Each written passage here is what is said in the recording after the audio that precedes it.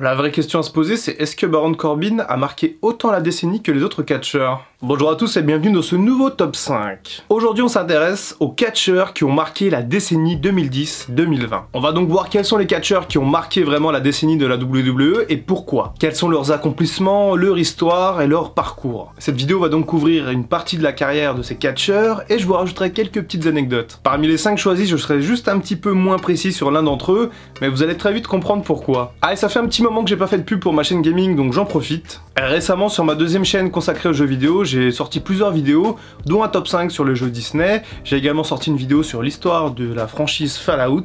Et récemment, je suis parti sur des petits tests des jeux gratuits du PS Plus. Donc n'hésitez pas à aller voir tout ça à la fin de cette vidéo. Et puis, spoiler alerte, la prochaine vidéo de ma chaîne gaming sera entièrement dédiée au catch. Alors ne ratez pas ça. Allez, c'est parti, installez-vous confortablement. Je ne vais pas forcément classer ces superstars. Je vous laisserai en débattre dans les commentaires gentiment pour savoir quelle est la superstar qui a le plus marqué la décennie. Et on commence tout de suite avec un choix qui pourrait vous paraître presque surprenant. On va commencer avec Seth Rollins. Celui que l'on appelait Tyler Black dans la décennie précédente arrive à la WWE en 2010 et change d'identité par la même occasion. Comme beaucoup d'autres avant lui, il intègre la dernière classe de la Florida Championship Wrestling, l'académie École, avant de débarquer à NXT, l'autre branche École de la WWE. Il devient d'ailleurs le tout premier champion NXT de l'histoire en battant Jinder Mahal durant l'été 2012. Seth Rollins poursuit sa progression et intègre le Shield fin 2012 en faisant équipe avec Roman Reigns et Dean Ambrose. Et avec le Shield, il va se construire une solide réputation et sa cote va grimper en flèche. On se rappelle notamment de combats intenses contre les Usos, la Wyatt Family ou encore l'Evolution. Et après avoir obtenu quelques titres secondaires, le Shield se sépare et Seth Rollins démarre sa carrière en solo. Et c'est même lui qui porte le coup fatidique sur Roman Reigns et trahit ses frères pour rejoindre l'Authority. Et après une petite rivalité avec Dean Ambrose, il gagne l'édition 2014 du Money in the Bank. Toujours heel, Seth Rollins monte en puissance puisqu'il affronte John Cena et Brock Lesnar lors du Royal Rumble 2015 et Randy Orton lors de WrestleMania 31. Mais malgré 2 défaites importantes, il n'a pas dit son dernier mot et va littéralement secouer l'univers de la WWE quand il va cash-in sa mallette dans le main event de WrestleMania 31. Un coup de génie qui lui permet de récupérer le titre de champion de la WWE au nez et à la barbe de Brock Lesnar et de Roman Reigns. Seth Rollins démarre son premier règne de champion du monde avec des affiches de prestige face à Randy Orton, Brock Lesnar ou encore Dean Ambrose. Puis il affronte le champion des États-Unis John Cena à SummerSlam dans un winner takes all. Rollins en sort vainqueur et il devient le premier double champion de la WWE et des États-Unis de l'histoire de la fédération. Il perd ce titre des États-Unis face à Cena lors de Night of Champions, puis c'est Sting qui le défie pour le titre majeur dans la même soirée. Le match est excellent et Seth Rollins conserve une nouvelle fois sa ceinture de champion du monde. Et d'ailleurs, malgré un léger incident durant le match, Sting a déclaré par la suite que Rollins était le catcheur le plus talentueux avec lequel il avait travaillé. Et quand on connaît la carrière riche en matchs incroyables du Stinger, il y a de quoi être honoré. Malheureusement pour lui, durant sa rivalité suivante avec Kane, Rollins se blesse gravement au genou lors d'un live event à Dublin. Il doit alors abandonner son titre et se faire opérer. Son absence lui fait manquer WrestleMania 32 et un main event de rêve déjà tout fait contre Roman Reigns ou alors Dean Ambrose. Il revient en mai 2016, toujours en tant que heel, pour s'en prendre au nouveau champion Roman Reigns. Une situation assez étrange à l'époque puisque le heel Seth Rollins est littéralement acclamé, tandis que le face Roman Reigns est constamment sifflé. Les deux s'affrontent lors de Money in the Bank et Seth Rollins bat le champion à la loyale pour obtenir son 2e titre de champion du monde. Sauf que son règne est de courte durée puisque Dean Ambrose cash-in sa mallette obtenue plus tôt dans la soirée pour devenir champion de la WWE. Tous les membres du Shield ont été champions ce soir-là. Seth Rollins part ensuite en quête du nouveau titre universel, mais ne l'obtient pas tout de suite. Il est tour à tour défait par Finn Balor et Kevin Owens. Puis il tourne face et amorce une rivalité avec son mentor éternel, Triple H, qu'il bat lors de WrestleMania 33. Le reste de l'année 2017 est marqué par une réunification du Shield. En 2018, il repart à la conquête de titres solo et démarre sa série en récupérant le titre intercontinental à WrestleMania 34. Durant cette année-là, il livre des prestations excellentes à quasiment chaque apparition. Une qualité technique sur le ring qui pousse d'ailleurs la WWE à lui proposer un push majeur. Seth Rollins remporte son premier Royal Rumble match en 2019 et remporte enfin le championnat universel face à Brock Lesnar lors de WrestleMania 35. Seth Rollins est alors sur le toit du monde. Il défend sa ceinture contre AJ Styles et entre en rivalité contre Baron Corbin.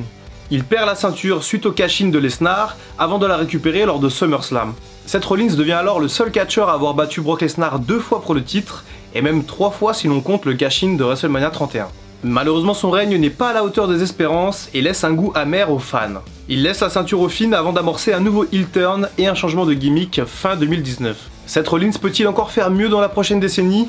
Dites-moi ce que vous en pensez par commentaire et dites-moi ce que vous espérez pour le Monday Night Messiah. En 2016, quand AJ Styles débarque au Royal Rumble pour faire ses débuts, c'est toute la planète catch qui est en ébullition. La légende du catch indépendant et des autres promotions débarque enfin à la WWE. Alors oui, AJ Styles n'a passé que 4 ans à la WWE sur cette décennie, mais il a su rendre quasiment chaque moment palpitant. Alors d'abord un petit mot sur son début de décennie, loin de chez Vince McMahon. AJ démarre la décennie en tant que champion du monde de la TNA. A savoir que la TNA avait une portée médiatique intéressante à l'époque et que cette promotion était considérée comme la principale alternative à la WWE.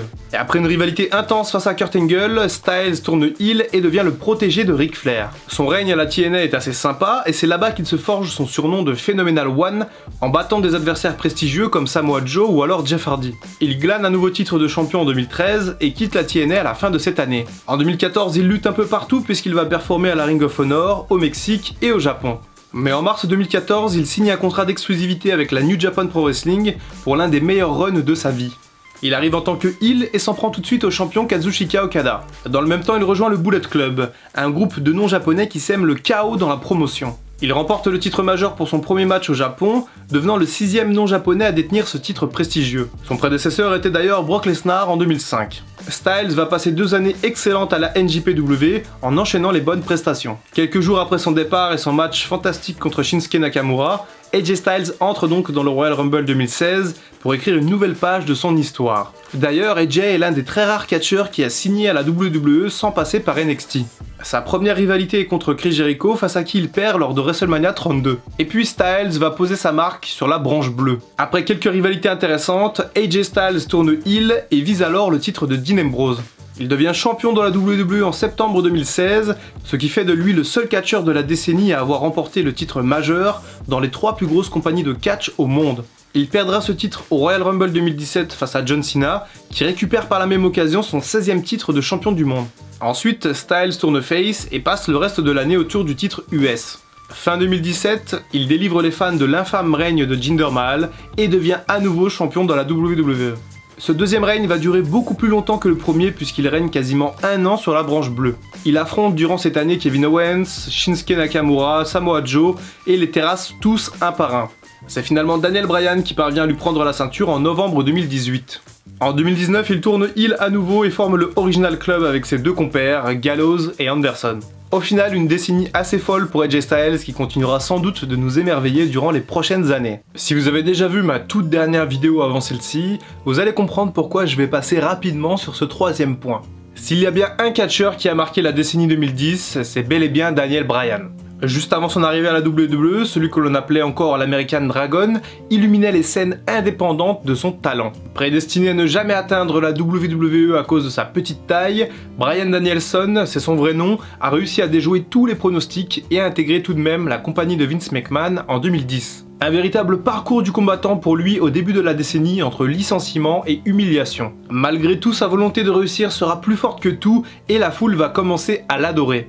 Au bout d'un moment, les fans veulent le voir dans le main event de la compagnie et poussent pour obtenir un changement de la part de la WWE. Daniel Bryan secoue une première fois le monde du catch en 2013 quand il récupère le titre des mains de John Cena avant de se faire surprendre par Triple H et l'Authority. S'ensuit alors une storyline absolument épique qui mènera jusqu'à WrestleMania 30 et au sacre magnifique de l'Ultime Underdog. Cette décision de propulser Bryan au sommet n'est pas anodine à l'époque car cela montre que la WWE est finalement sensible à l'avis des fans. En effet, l'arrivée de Daniel Bryan au sommet a également permis d'ouvrir un peu plus les critères d'attribution pour un titre majeur. Sans Daniel Bryan et le Yes Movement en 2014, les standards de poids et de taille n'auraient peut-être jamais évolué et peut-être qu'un catcheur comme Adam Cole n'aurait jamais été le champion qu'il est aujourd'hui. L'histoire d'ailleurs du Yes Movement est sans doute la meilleure storyline de la décennie et Daniel Bryan y est pour beaucoup. Et il a également marqué la décennie pour une raison un peu plus sombre cette fois, sa première retraite des rings. Après de multiples blessures au cou et de nombreuses commotions cérébrales, Daniel Bryan doit raccrocher les bottes alors qu'il est encore assez jeune.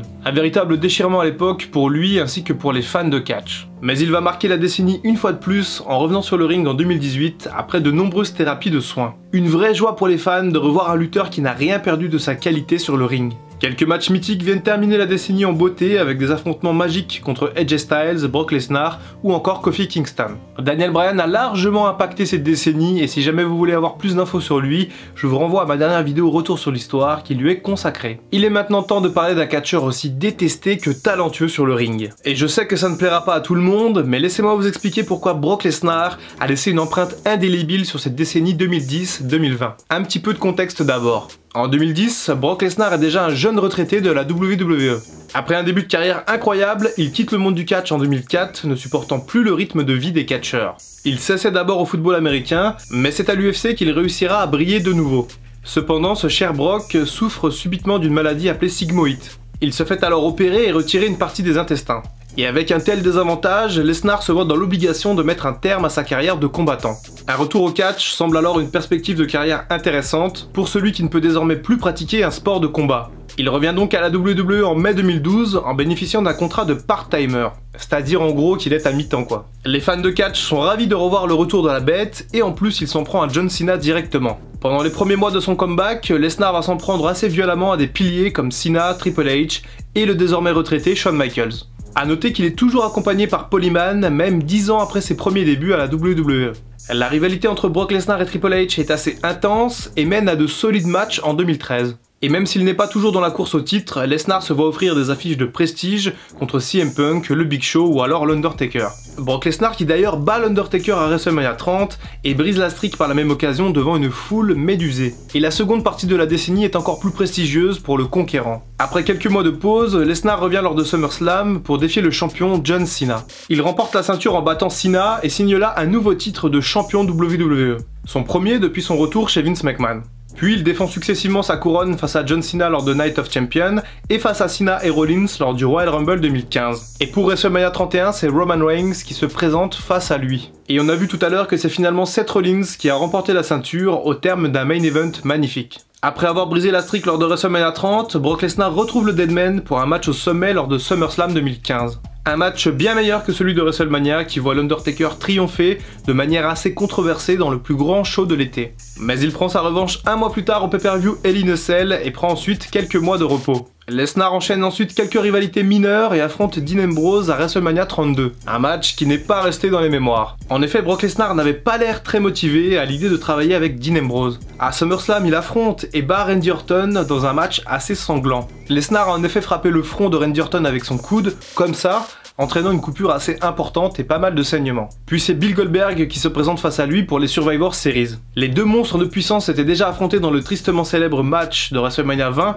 en 2004 qui fait partie des plus grands gâchis de l'histoire du catch. Goldberg bat Lesnar en 1 minute, ce qui permet de relancer la rivalité entre les deux. Le toujours très en forme Bill Goldberg élimine alors Lesnar du Royal Rumble avant de récupérer le titre universel des mains de Kevin Owens. Du coup, c'est l'occasion rêvée pour Lesnar de prendre sa revanche contre celui qui l'a humilié plusieurs fois. Ils s'affrontent à nouveau lors de WrestleMania 33 et Lesnar terrasse Goldberg, récupérant au passage son premier titre universel. Et Brock Lesnar part alors pour un règne légendaire puisqu'il va rester champion plus d'1 an. Il va notamment défendre sa ceinture contre Samoa Joe, Roman Reigns, Braun Strowman, Kane, avant de retrouver Roman Reigns à WrestleMania 34 et de le battre encore une fois. Il perd finalement son titre face au Big Dog lors de SummerSlam, après une rivalité intense contre lui, et surtout après avoir tenu la ceinture pendant 504 jours. On est alors à l'été 2018 et on pense à ce moment-là que la carrière de Lesnar est terminée à la WWE, étant donné qu'il ne signe que des tout petits contrats et qu'il se rapproche d'un retour à l'UFC. Mais il récupère la ceinture laissée vacante à Crown Jewel en battant Strowman,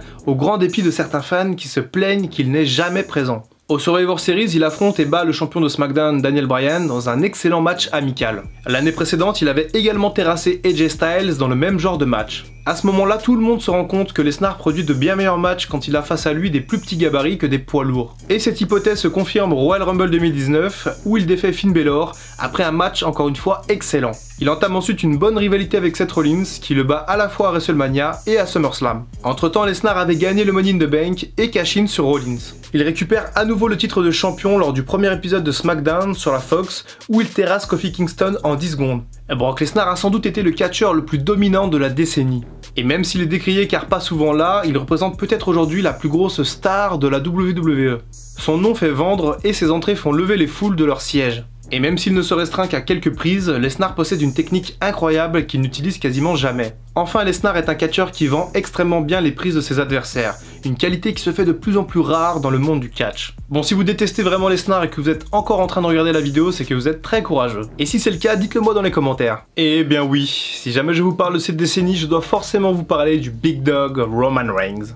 Alors bien sûr, il ne laisse personne indifférent et certains vont forcément s'insurger, mais quand on parle d'impact sur une décennie, alors Roman Reigns est clairement au-dessus du lot. Celui qui est autant plébiscité que critiqué a connu une décennie 2010-2020 très intense. Et justement, tout commence en 2010, il signe un premier contrat à la WWE et intègre comme Seth Rollins la dernière classe de la Florida Championship Wrestling. Il effectue notamment quelques apparitions en tant que heel dans les programmes NXT. Puis il démarre dans les rosters principaux avec ses compères du Shield fin 2012. Mais j'ai déjà parlé de ça tout à l'heure, donc j'avance. En 2014, il effectue une excellente prestation au Royal Rumble où il est le dernier éliminé. Il élimine 12 catcheurs et brise le record d'élimination détenu par Kane jusque-là. La foule, déçue de ne pas voir Daniel Bryan rentrer dans ce match, était à fond derrière Roman Reigns. Ses débuts en solo sont assez timides et sa rivalité majeure est contre Randy Orton lors de SummerSlam 2014. Mais son premier fait d'armes en solo est sa victoire au Royal Rumble 2015. Une victoire très critiquée à l'époque par le public, Roman Reigns se retrouvant alors en tant que victime collatérale de l'élimination de Daniel Bryan. On a vu tout à l'heure qu'il a perdu dans le main event de WrestleMania 31, cependant il va obtenir son premier titre plus tard dans l'année en remportant un match pour le titre vacant face à Dean Ambrose lors de Survivor Series. Un titre qui lui sera bien vite volé par Sheamus et sa mallette du Money in the Bank. Il remporte son deuxième titre à Raw alors qu'il est en pleine rivalité contre la famille McMahon. Et lors du Royal Rumble 2016, il perd sa ceinture qui était en jeu avant de la récupérer dans le main event de WrestleMania 32 face à Triple H. Roman Reigns est alors à ce moment-là déjà 3 fois champion du monde de la WWE. Malheureusement pour lui, il est suspendu par la compagnie suite à une infraction au programme Wellness et perd son titre lors du Money in the Bank. Après avoir détenu le titre des États-Unis, il entre en rivalité avec l'Undertaker pour un main event au sommet lors de WrestleMania 33. Et suite à sa victoire, sa hit, c'est-à-dire les sifflets à son égard, vont être décuplés dans chaque salle où il se rend. En 2017, il enchaîne quelques bonnes rivalités contre Braun Strowman, Samoa Joe ou encore John Cena. Le Shield se reforme en fin d'année et il récupère le titre intercontinental des mains du Miz. À WrestleMania 34, il affronte à nouveau Brock Lesnar dans le main event mais ne parvient toujours pas à le battre. Il y parvient lors de SummerSlam mais il est contraint d'abandonner sa ceinture suite au retour de sa leucémie. Il effectue un retour triomphal quelques mois plus tard. La foule ne s'en prend plus à lui et au contraire l'acclame à chaque apparition. La WWE comprend à ce moment-là qu'elle a sans doute trop pushé Roman Reigns et ne commet pas la même erreur en l'écartant du main event. Cependant, ces derniers temps, il était sur le point de retrouver le main event et le titre de champion. Malheureusement, il est probable que le Samoan ne catche plus avant quelques mois étant donné le contexte actuel. Roman Reigns a indiscutablement marqué cette décennie. Il a été acclamé, détesté, respecté, et les fans ont partagé sa peine dans les moments difficiles. Le retour de Roman Reigns sur les rings sera certainement synonyme d'une amélioration des conditions de vie dans le monde, et je suis persuadé que l'on profitera encore plus des prestations de ces catcheurs qui pourront enfin communier à nouveau avec le public. Voilà, c'est tout pour cette vidéo et cette rétrospective sur la décennie et les catcheurs qui ont marqué ces années à la WWE. N'oubliez pas de me dire selon vous quel est le catcheur qui a le plus marqué cette décennie en commentaire. Alors oui, je n'ai pas parlé de John Cena, de Triple H ou de Randy Orton. Bien entendu qu'ils ont marqué cette décennie, mais pour moi, elles ont beaucoup plus marqué la décennie précédente. Et je pense aussi à CM Punk, quel aurait été son destin s'il n'avait pas quitté la promotion en 2014. Son impact a été tellement important qu'il aurait largement pu être dans le top 10 des catcheurs les plus influents, même s'il n'a passé que 3 années à la fédération dans cette décennie. Tiens, dites-moi également dans les commentaires comment vous auriez imaginé la suite de la carrière de CM Punk s'il était resté. Je vais lire tous vos commentaires avec plaisir et j'y répondrai sûrement. Il est possible que je fasse également le même genre de vidéo pour les femmes qui ont connu une véritable révolution durant cette décennie. Et n'oubliez pas d'aller voir ma chaîne gaming et n'hésitez pas à me mettre un commentaire si vous venez d'ici. Enfin, un dernier mot, je fais une petite pub pour ma page Facebook, on est déjà presque 1000 et n'hésitez pas à me rejoindre parce que je vais organiser des concours au mois de mai pour gagner des goodies et notamment des t-shirts de catch. Voilà, c'était Dr Wrestling, j'espère que cette vidéo vous a plu. Si c'est le cas, mettez-moi un petit like, c'est vrai que je le dis jamais. Je vous retrouve très bientôt pour une prochaine vidéo et en attendant, comme d'habitude, prenez soin de vous.